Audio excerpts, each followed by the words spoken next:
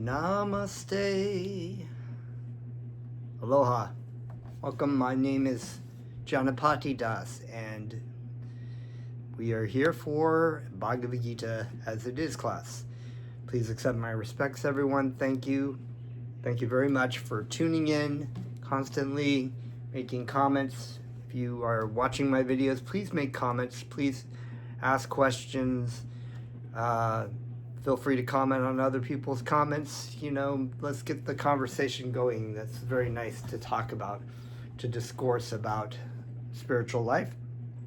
I'd like to take this opportunity to offer my most humble obeisances unto Jagadguru Siddhaswarupananda Paramahamsa Srila Prabhupada, my dear spiritual master in life and soul, and to my grandfather, spiritual master Bhaktivedanta Swami Prabhupada, I offer my respectful obeisances.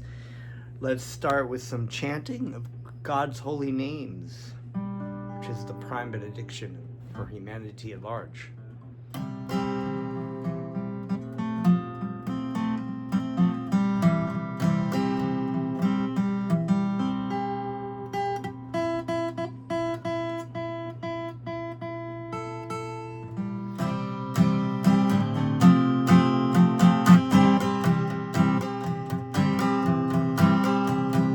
Namo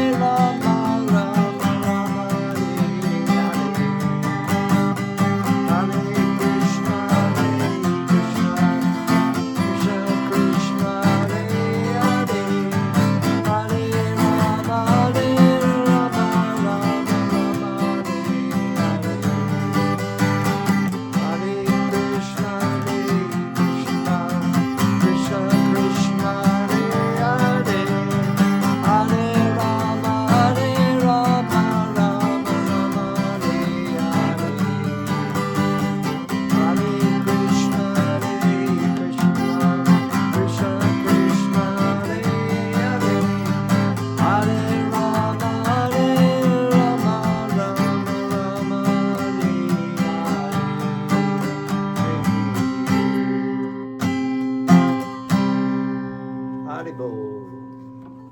Krishna. Om Namo Bhagavate Vasudevaya. Was born in the darkness ignorance, and my spiritual master opened my eyes with the torch of knowledge.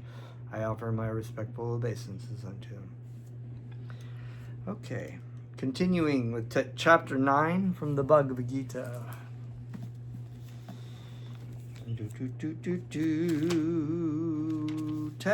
Chapter 9, entitled The Most Confidential Knowledge. And we are reading, we had just been reading about the different kinds of offerings of sacrifices. And we had the famous verse of offering Krishna with love and devotion, fruit, flower, leaf, your life, your activities, everything. All which is said in the next verse, all that you do, all that you eat, all that you offer, give away, and all the austerities you may perform, you should be done as an offering to me. So Krishna is making this point to Arjuna because Arjuna is about to, he wants Arjuna to offer the sacrifice of fighting, which is what he was going to do, but he decided, I shouldn't be fighting because it's a bad thing to kill all these people that I know over a kingdom, even though it was everybody felt like it was a righteous thing for the Yudhishthira and the Pandava brothers to rightfully own and rule the kingdom. And so sometimes diplomacy is not, when diplomacy is exhausted, you have to fight, for righteous reasons. So, text 28, Shubha Ashubha. Phalar evam mokshashe karma bandayai. Shanyasha yoga yuktatma. Vimukto mam upayishashi. So, Shubha, good, Ashubha, evil. And it's interesting, I was looking up this Sanskrit word. The root word of Shubha, Shubh, means to shine through, right? And ultimately in goodness, your light shines through, right? And in transcendental goodness, Krishna shines through. Actually, all goodness really is actually coming closer to Krishna. Falai ai results evam, thus mokshashe, free, karma, action, bandai, bondage, shanyasa, of renunciation, yoga, the yoga, yukta atma, having the mind firmly set on, vimukta, liberated, mam, to me, apayashi, you will attain. So in this case, Atma refers to mind, because Atma can refer to the senses, the body, the mind, and also the spirit soul, depending on what context is being used. And this translation is, in this way you will be freed from all reactions to good and evil deeds, and by this principle of renunciation, you will be liberated and come to me. So it's very, very interesting because Arjuna felt like he was doing something that was good, And we had talked about karmic reactions of good karma and bad karma. But here it was saying that the reactions to all good and bad karma, by acting and offering all that you do and all that you eat and all your sacrifices and austerities to me as a devotion. And then by this principle of renunciation, so it's real renunciation to basically dovetail your life in the service of Krishna. Arjuna was thinking, I just need to give up everything.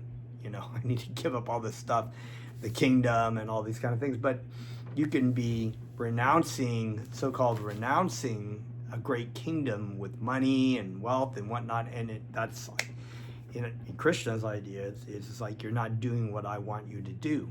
I want you to have this kingdom. You can use And everything that you do and everything that you have and all this wealth, don't become attached to it, but just use it in my service.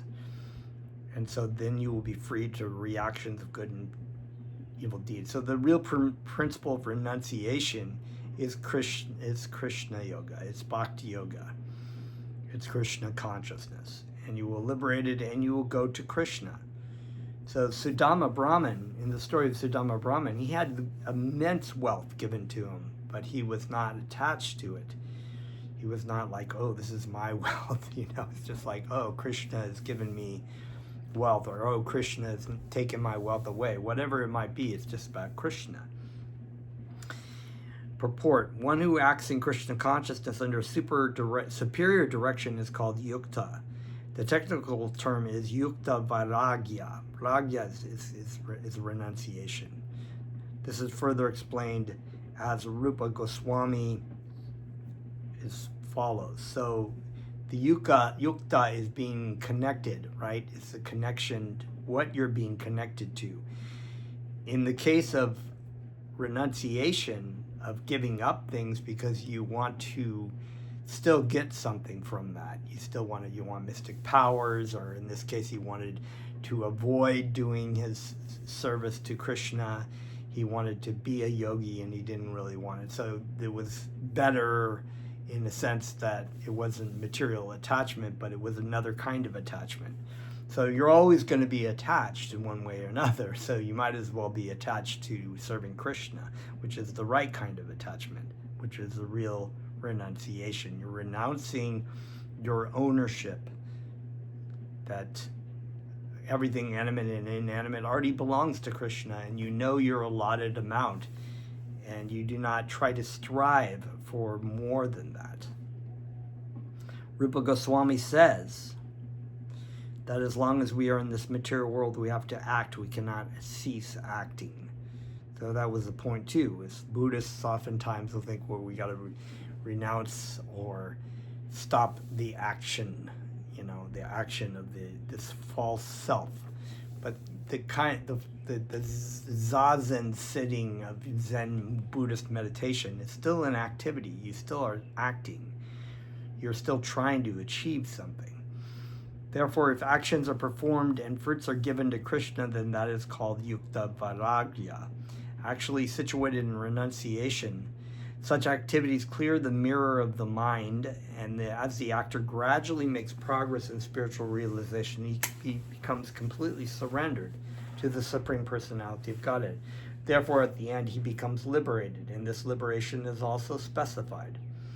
By this liberation, he does not become one with the Brahmajyoti, but rather enters into the planet of the Supreme Lord. It is clearly mentioned here, Mam Upaish Yashi, he comes to me, back home, back to Godhead. There are 5 different stages of liberation, and here it is specified that the devotee who has always lived his lifetime here under the direction of the Supreme Lord and the Guru, as stated, has evolved to the point where he can, after quitting this body, go back to Godhead and engage directly in the association of the Supreme Lord. Anyone who has no other interest but to dedicate his life to the service of the Lord is actually a sannyasi. So we have these different states of varnashram system, right? We have the ashrams, right? We have the brahmacharya, grihastha, vanaprastha, and ultimately sannyasi. Sannyasi is actually a person who's dedicated their life to the service of the Lord. Such a person always thinks of himself as an eternal servant, dependent on the supreme will of the Lord. As such, whatever he does it for the benefit of the Lord. Whatever action he performs it as a service to the Lord. He does not give serious attention to the fruitive activities or prescribed duties mentioned in the Vedas. For ordinary persons, it is obligatory to execute the prescribed duties mentioned in the Vedas. But although a pure devotee who is completely engaged in the service of the Lord may sometimes appear to go against the prescribed Vedic duties, actually it is not so. As we have stated before, the rules and regulations in the Vedas are for particular people in particular who want certain kinds of fruitive activity, but the devotee of Krishna, all he wants to do is serve Krishna. And as we have stated before, and what's stated here in the Bhagavad Gita by Bhaktivedanta Swami Prabhupada, is that all sacrifices lead to Krishna. So that ultimately the purpose of the Vedas, even the fruitive activities, is to elevate people to come to eventually the point of understanding and surrendering to Krishna. It is said, therefore, by Vaishnava authorities that even the most intelligent persons cannot understand the plans and activities of a pure devotee. The exact words are Vaishnavera Kriya Mudra Vinjne Nabujaya. A person who is thus always engaged in the service of the Lord, or is always thinking or planning how to serve the Lord, is to be considered completely liberated at present and in the future. His going home back to Godhead is guaranteed. He is above all materialistic criticisms, just as Krishna is above all criticism. Text 29. Samoham save bhuteshu name deveshosti na priyaha ye bhajanti tu mam bhaktya mai tu teshu kapiyaham.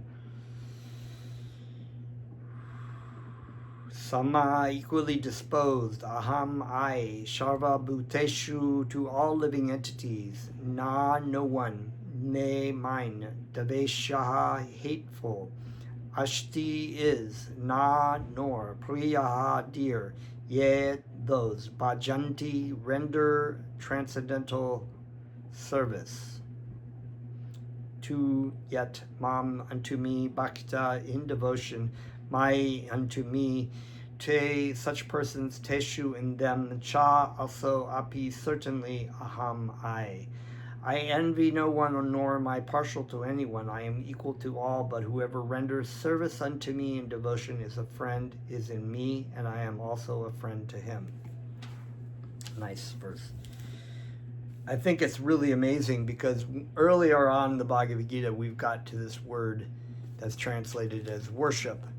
And Bhaktivedanta has to put this point that even though he's using this word worship, he goes deeper into these meanings. And now we see several words, bhajanti, which means to render transcendental loving service, and upasate was another word. There was one more. I have to look back at it. But upasate, we've found the root word upa, which is also in Upanishads, means to sit close to. So there is an aspect of coming closer in devotion to God and to your spiritual master in relation. So this idea of worship, what is real worship, is rendering transcendental loving service to them so that you can draw closer in devotion to, and these are, these Sanskrit words are wonderful. They're wonderful keys into the larger, and this is why you need a devotee like Bhaktivedanta Swami Prabhupada, a pure devotee who can actually see the real purport of and what the words actually really mean in relation to each other. One may question here that if Krishna is equal to everyone and no one is his special friend, then why does he take a special interest in the devotees who are always engaged in his transcendental service? But this is not discrimination, it is natural. Any man in this material world may be very charitably disposed, yet he has a special interest in his own children. The Lord claims that every living entity, in whatever form, is his son, and as such, he provides everyone with a generous supply of the necessities of life. He is just like a cloud which pours rain all over, regardless whether it falls on rock or land or water. And that's sort of reminiscent of the sower of the seed who throws seeds, and some seeds land in rocky ground, some has some more rich ground, but he disposes the bhakti prema, wherever he goes. But for his devotees, he gives specific attention. Such devotees are mentioned here. They are always in Krishna consciousness, and therefore they are always transcendently situated in Krishna.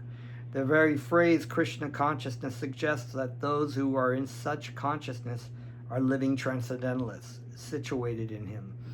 To come into association with a pure devotee of Krishna, like my spiritual master, is so fortunate.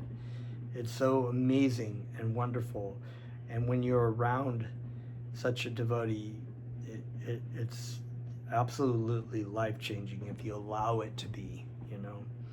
You can turn it off, you can turn your back away, but that is the greatest mistake, actually, to have the words of Bhaktivedanta Swami Prabhupada for us and our dear Jagat Guru Siddhaswarapananda to be able to interpret, also illuminate the words and the meanings and the purports of Bhaktivedanta Swami Prabhupada as well, is just a great fortune for all of us. So I offer my humble obeisances unto my spiritual master. The Lord says here distinctly, Maite, in me, naturally as a result.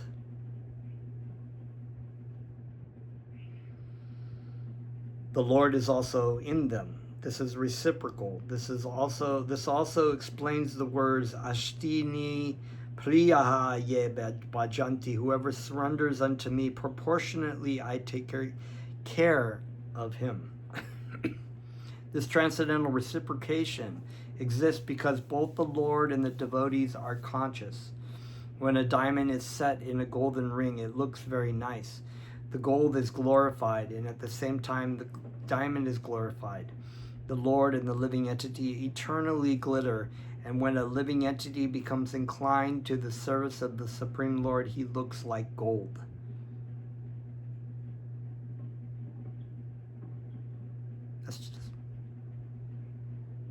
That's just amazing. It's true. It's true. When you see my spiritual master, it was like, just like he moves, like he floats on the air. It's just so beautiful. The Lord is a diamond, and so this combination is very nice. Living entities in a pure state are called devotees.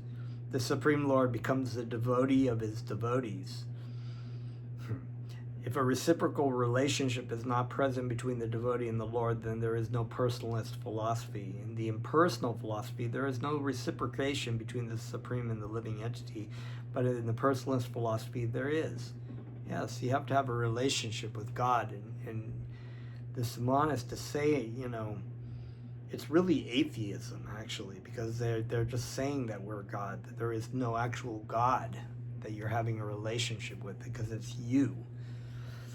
The example is often given that the Lord is like a desire tree, and whatever one wants from this desire tree, the Lord supplies, but here the explanation is more complete. The Lord here is stated to be partial to the devotees. This is the manifestation of the Lord's special mercy to the devotees. The Lord's reciprocation should not be considered to be under the law of karma.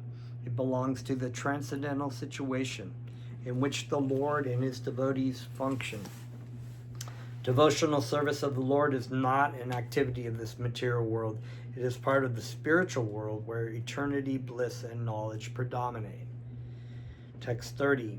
Api chet shudura chalo bhajate mam anya bhakt Shaksadhur eva samantavya vaya samyag vyavashito hi shaha api, in spite of, chet, although, sudurachalaha shoraha, one committing the most abominable actions, bhajate, engaged in devotional service, mam, unto me, Anya Bak, without deviation, Shadhu, saint, Eva, certainly, Sa, he, Mantavya, to be considered, Samyak, completely, Vyavashita, situated, he, certainly, Sha, he.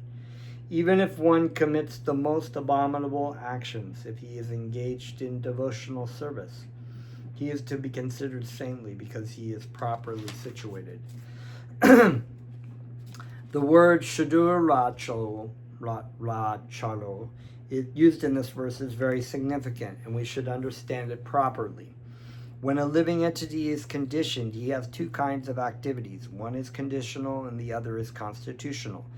As for protecting the body or abiding by the rules of society and state, certainly there are different activities, even for the devotees, in connection with the conditional life, and such activities are called conditional. Besides these, the living entity who is fully conscious of his spiritual nature and is engaged in Krishna consciousness or in the devotional service of the Lord has activities which are called transcendental. Such activities are performed in his constitutional position, and they are technically called devotional service. Now, in the conditioned state, sometimes devotional service and the conditional service in relation to the body will parallel one another. But then again, sometimes these activities become opposed to one another. As far as possible, a devotee is very cautious so that he does not do anything that could disrupt his wholesome condition. He knows that perfection in his activities depends on his progressive realization of Krishna consciousness. Sometimes, however, it may be seen that a person in Krishna consciousness commits some act which may be taken as most abominable socially or politically, but such a temporary fall down does not disqualify him. In the Srimad Bhagavatam, it is stated that if a person falls down but is wholeheartedly engaged in the transcendental service of the Supreme Lord, the Lord, being situated within his heart, beautifies him and excuses him from that abomination. The material contamination is so strong that even a yogi fully engaged in the service of the Lord sometimes becomes ensnared. But Krishna consciousness is so strong that such an occasional fall down is at once rectified. Therefore, the process of devotional service is always a success. No one should deride a devotee for some accidental fall down from the ideal path, for as is explained in the next verse, such occasional fall downs will be stopped in due course as soon as a devotee is completely situated in Krishna consciousness. Therefore, a person who is situated in Krishna consciousness and is engaged with determination in the process of chanting Hare Krishna, Krishna Krishna, Hare Hare, Hare Rama, Rama Rama, Hare Hare, should be considered to be in the transcendental position, even if by chance or accident he is found to have fallen. The word Shadur Eva, he is saintly, are very emphatic. They are a warning to the non-devotees that because of an accidental fall down, a devotee should not be derided. He should still be considered saintly, even if he has fallen down accidentally. And the word mantavaya is still more emphatic. If one does not follow this rule and derides a devotee for his accidental fall down, then he is disobeying the order of the Supreme Lord. The only qualification of a devotee is to be unflinchingly and exclusively engaged in devotional service. The mark of a spot which may be seen on the moon does not become an impediment to the moonlight. Similarly, the accidental fall down of a devotee from the path of a saintly character does not make him abominable. On the other hand, one should not misunderstand that a devotee in transcendental devotional service can act in all kinds of abominable ways. This verse only refers to an accident due to the strong power of material connections. Devotional service is more or less a declaration of war against the illusory energy. As long as one is not strong enough to fight the illusory energy, there may be accidental fall downs. But when one is strong enough, he is no longer subjected to such fall downs, as previously explained. No one should take advantage of this verse and commit nonsense and think that he is still a devotee. If he does not improve in his character by devotional service, then it is to be understood that he is not a high devotee. Text 31. Kshipram bhavati dharmatma shashvak chantim nigachati kanteya prati jani name bhaktaha pranashati kashilipram. Very soon Bhavati becomes Dharmatma, righteous, Shashvat, Shantim, lasting peace. Nigachati attains, Kanteya, O son of Kunti. Prati Jani, justly declare. Never, may mine, Bhakta, devotee, Pranashati, perishes. He quickly becomes righteous and attains lasting peace. O son of Kunti, declare it boldly that my devotee never perishes. Purport: this should not be misunderstood. In the 7th chapter, the Lord says that when one who is engaged in mischievous activities cannot become a devotee of the Lord. One who is not a devotee of the Lord has no good qualifications whatsoever. The question remains then, how can a person engaged in abominable activities, either by accident or intention, be a pure devotee? This question may justly be raised. The miscreants, as stated in the 7th chapter, who never come to the devotional service of the Lord, have no good qualifications, as is stated in the Srimad Bhagavatam. Generally, a devotee who is engaged in the 9 kinds of devotional activities is engaged in the process of cleansing all material contamination from the heart. He puts the Supreme Personality of Godhead within his heart, and all sinful contaminations are naturally washed away. Continuous thinking of the Supreme Lord makes him pure by nature, according to the Vedas. There is a certain regulation that if one falls down from his exalted position, he has to undergo certain ritualistic processes to purify himself. But here there is no such condition, because the purifying process is already there in the heart of the devotee, due to his remembering the Supreme Personality of Godhead constantly. Therefore, the chanting of Hare Krishna, Krishna Krishna, Hare Rama, Rama Rama, Hare Hare should be continued without stoppage. This will protect a devotee from all accidental fall downs. He will thus remain perpetually free from all material contamination. So thus is very important of hearing and repeating and chanting Krishna's holy names. My spiritual master has said that we should do it in a way that we are trying to attract Krishna. So we have to do it not in a destructive way. So if we're doing our devoted, if our japa or chanting, we really need to be present, not be thinking about other things or doing one thing with our mouth. And, it's kind of like driving. You've driven sometimes and you just drive a long ways and you tune out and you start thinking about something else and you're still driving. It's like sometimes I'm like, whoa, what just happened? That was 40 minutes I was thinking about that thing, and I was driving without really even, just unconsciously. Text 32. Mamhi parta vya pashritya yepi shuhu papayonayaha Shriyo vaishyashtata shutrash tepi yanti param gatim. Mam, unto me, he certainly, parta osanaprita, vaya pashritya, particularly taking shelter, yea, anyone, api also, shuyu becomes papayonayaha, born of a lower family, shtriyaha, women, vaishya, mercantile people, Tata also, Shutraha, lower class men, Teapi, even they, Yanti go, Param supreme, Gatim destination. O son of Prita, those who take shelter in me, though they be of lower birth, women, Vaishnavas, merchants, as well as Shudras, workers, can approach the supreme destination.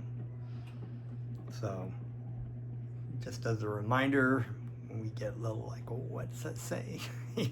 Women, lower class people.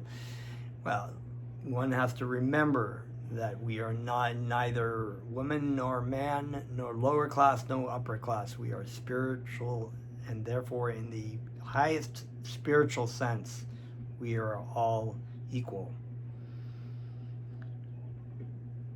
Purport: it is clearly declared here by the Supreme Lord that in devotional service there is no distinction between the lower and higher classes of people.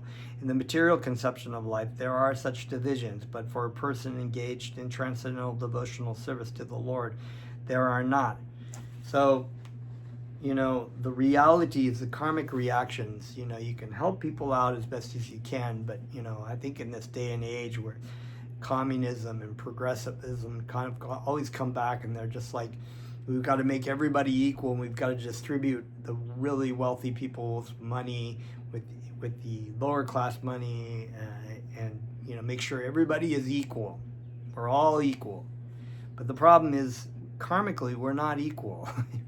It's like every time they try to do this, engage this, they create great suffering and totalitarian governments. And then just a few people in the government officials take all the money and all the enjoyment. That's why in Animal Farm, the pigs stand up on their hooves and they drink alcohol in the end, because they become like the humans that they tried to remove from the farm in the first place. So this is not the way that we create communism. There is a spiritual communism, and the spiritual communism is Bhakti Yoga.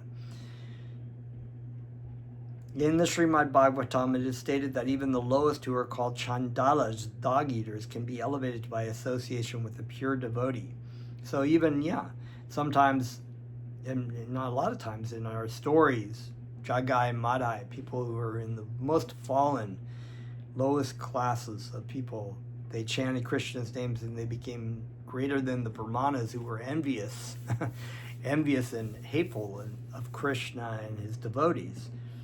And these people were a higher class. The Brahmanas are like, top notch, whatever. But the Hindu Brahmanas, they didn't like Rupa Goswami or Haridas Thakur because they were born in Muslim families, or they were Hindus who were, in the service of the Muslim magistrate. So the Hindus didn't like them for that because they were Muslims who were chanting Hindu names of God, and then the Muslims didn't like the other people because they were working for Muslims. But then, it's just like people and their bodily identification. So this is the point behind that, that even some great devotees, they may have been born in low castes, but that doesn't mean anything. In the Srimad Bhagavatam, it is stated that even the lowest, therefore devotional service and guidance of a pure devotee are so strong that there is no discrimination between the lower and higher classes of men. Anyone could take to it. Great bhaktas like Jesus Christ were talking to prostitutes and tax collectors and their followers. They just dropped those things and they started to follow Jesus Christ. And those people who were Pharisees and well-to-do and way up on the religious chain were looking down and like, how can you be letting these people touch your feet, and these are the most fallen, just the false bodily identification. The most simple man taking center of the pure devotees can be purified by proper guidance. According to the different modes of material nature, men are classified in the mode of goodness, Brahmanas the mode of passion, Kshatriyas are administrators, the mixed modes of passion and ignorance, Vaishyas are merchants, and the mode of ignorance, Shudras are workers. Those lower than them are called chandalas, and they are born in sinful families. Generally, those who are born in sinful families are not accepted by the higher classes, but the process of devotional service and the pure devotee of the Supreme God are so strong that all the lower classes can attain the highest perfection of life. This is possible only when one takes center of Krishna. One has to take center completely of Krishna, then one can become much greater than the Gyanis and Yogis. So the Chandalas are kind of like the hippies who came and started chanting with Bhaktivedanta Swami Prabhupada. And his godbrothers, some of his godbrothers criticized him because they were like, the Americans are lower than Sudras. They're just the most sinful, and they have no guidance of whatsoever. They're meat eaters and womenizers, and they drink alcohol and da la la la, and that's true. There's a lot of truth, but you look at Bhaktivedanta's legacy. He got millions of people chanting, and those lower than Shudra hippies who were using drugs and womenizers and drinking alcohol gave up meat, gave up alcohol, gave up drugs, gave up womenizing, and became devotees and helped Bhaktivedanta spread. And one of those was my spiritual master. So we can't really judge in that case, who is going to be a pure devotee. Kim Punar Brahmana Punya Bhakta Raja Shayashtata Antitakyam Ashukyam Lokam Imam Rapya Bhajashvamam Kim Hamach Punnaha, again Brahmanas, Punyaha, righteous, Bhakta, devotees, Rajashaya, saintly kings, Tata also, Anityam, temporary, Ashukyam, sorrowful, Lokam, planets, Imam, but this, Prapya, gaining, Bhajashva, are engaged in loving service, Mam, unto me. How much greater then are the Brahmanas, the righteous, the devotees and saintly kings, who in this temporary miserable world engage in loving service unto me. And the Srimad Bhagavatam is chock full of great saintly kings and great Brahmanas and great saints who devoted their life to Krishna. In this material world there are classifications of people, but after all, this world is not a happy place for anyone. This is not a happy world for anyone. Some people may have more karmic enjoyment because of their karmic reactions, but in the long run, nothing is, nobody enjoys actually the pain and suffering, the sickness and the death in this material world. The anger, you could be in a very wealthy place and that's good, but that doesn't mean anything really in the long run. It is clearly stated here, Anityam Ashukam Lokam, this world is temporary and full of miseries, not habitable for any sane gentleman. This world is declared by the Supreme Personality of Godhead to be temporary and full of miseries. Some of the philosophers, especially the minor philosophers, say that this world is false. But we can understand that from the Bhagavad Gita that the world is not false, it is temporary. So we call this world the illusion, and there's a plethora of New Age philosophy and whatnot, Buddhist thought that this world is like a dream state. It's not really real.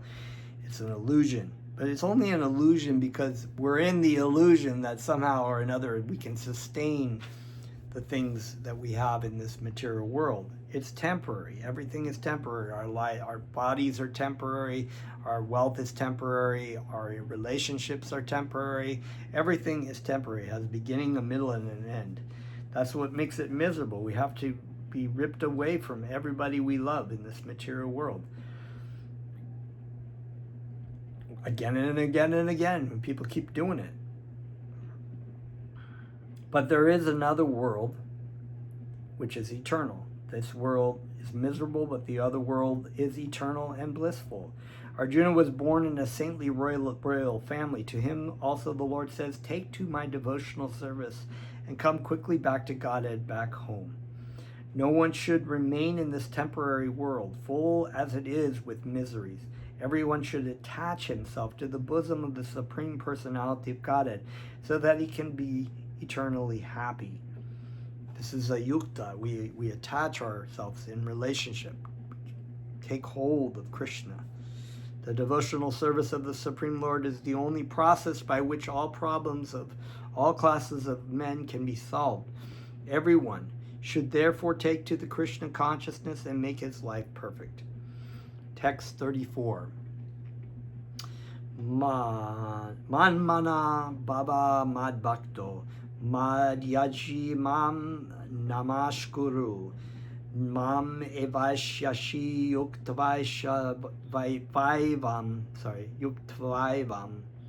Atmana Mad Parayana Mad mana, always thinking of me. Bhava, become. Mat, my. Bhakta, devotee. Mat, my. Yaji, worshipper. Mam, unto me. Namaskuru, offer obeisances. So sometimes we say namaskuru. It's like a namaste, but it's even more formal. Mam, unto me. Namaskara. Namaskara is also another one. Eva evas, completely. Eshashi. Yuktva evam. Eshashi, come. Yuktva evam, being absorbed. Atmanam, your soul. Mat parayanaha, devoted to me. Okay. Text 34. English translation. Engage your mind always in thinking of me. Offer obeisances and worship me. Being completely absorbed in me, surely you will come to me. Beautiful verse. I love this at the end, chapter 9. Engage your mind always in thinking of me. Offer obeisances and worship me. Being completely absorbed in me, surely you will come to me. Krishna is greedy for our love. In this verse, it is clearly indicated that Krishna consciousness is the only means of being delivered from the clutches of this contaminated material world. Sometimes unscrupulous commentators distort the meaning of what is clearly stated here, that all devotional service should be offered to the Supreme Personality of Godhead, Krishna. Unfortunately, unscrupulous commentators divert the mind of the reader to that which is not at all feasible. Such commentators do not know that there is no difference between Krishna's mind and Krishna. Krishna is not an ordinary human being. He is absolute truth. His body, mind, and he are one in absolute. It is stated in the Kurma Purana, as quoted by Bhaktisiddhanta Saraswati Goswami, my great-grandfather, spiritual master. In his Anubhashya comments on Chaitanya Charitamrita, 5th chapter, Adi Leela, verses 41 to 48. Deha dehi vibedoyam neshvare vidyate kavachit, which means that there is no difference in Krishna, the Supreme Lord, between himself and his body. There is a difference between the Jivatma and our body. Our body is not real, it is Maya. But because they do not know this science of Krishna, the commentators hide Krishna and divide his personality from his mind or from his body. Although this is sheer ignorance of the science of Krishna, some men make profit out of misleading the people, which is why they're miscreants. Why Bhaktivedanta doesn't take value in their commentaries of the Bhagavad Gita. There are some who are demoniac. They also think of Krishna, but enviously, just like King Kamsa, Krishna's uncle. He was also thinking of Krishna always, but he thought of Krishna as his enemy. So this is a great story from the Krishna books. So I do have all the videos. We read the complete Krishna book, so I recommend that, watching those videos. He was always in anxiety, wondering when Krishna would come to kill him. That kind of thinking will not help us. One should be thinking of Krishna in devotional love. That is bhakti. One should cultivate the knowledge of Krishna continually. What is that favorable cultivation? It is to learn from a bona fide teacher. Krishna is the Supreme Personality of Godhead, and we have several times explained that his body is not material but eternal, blissful knowledge. This kind of talk about Krishna will help one become a devotee. Otherwise, understanding Krishna from the wrong source will prove fruitless. One should therefore engage his mind in the eternal form, the primal form of Krishna, with conviction in his heart that Krishna is the Supreme. He should engage himself in worship. There are hundreds of thousands of temples in India for the worship of Krishna, and devotional service is practiced there. When such practice is made, one has to offer obeisances to Krishna. One should lower his head before the deity and engage his mind, his body, his activities, everything. That will make one fully absorbed in Krishna without deviation. This will help one transfer into the Krishna Loka. One should not be deviated by unscrupulous commentators. One must engage in the 9 different processes of devotional service, beginning with hearing and chanting about Krishna. Pure devotional service is the highest achievement of human society. The highest meaning of religion. That's why in the beginning of this, it is the king of all education, the secret of all secrets, is the most profound, and what was it they say about religion? Is the perfection of religion. So the perfection of religion, pure devotional service is the highest achievement of human society. Nothing else. In the 7th or 8th chapter of Bhagavad Gita, pure devotional service to the Lord has been explained apart from the yoga of knowledge and mystic yoga or fruitive activities. Those who are not purely sanctified may be attracted by different features of the Lord, like the impersonal Brahmajyoti and localized Paramatma, but a pure devotee directly takes to the service of the Supreme Lord. There is a beautiful poem about Krishna, in which it is clearly stated that any person who is engaged in the worship of demigods is the most unintelligent and cannot achieve at any time the supreme award of Krishna. The devotee in the beginning may sometimes fall from the standard, but still he should be considered superior to all other philosophers and yogis. One who always engages in Krishna consciousness should be understood to be the perfect saintly person. His accidental, non-devotional activities will diminish, and he will soon be situated without any doubt in complete perfection. The pure devotee has no actual chance to fall down because the Supreme Godhead personally takes care of his pure devotees. Therefore, the intelligent person should take directly to the process of Krishna consciousness and happily live in this material world. He will eventually receive the supreme award of Krishna. Thus ends the Bhaktivedanta purports of the 9th chapter of the Srimad Bhagavad Gita in the matter of the most confidential knowledge. Jai Shri Krishna. Jaya Srila Prabhupada. Amazing. It's just like absolutely amazing. Bhaktivedanta lays this out so beautifully, so poetically. So in chapter 10, which is what we will read through next time, is entitled The Opulence of the Absolute. So that's very exciting. We're more than halfway through the Bhagavad Gita, and thank you very much. We'll see you next time. Namaste.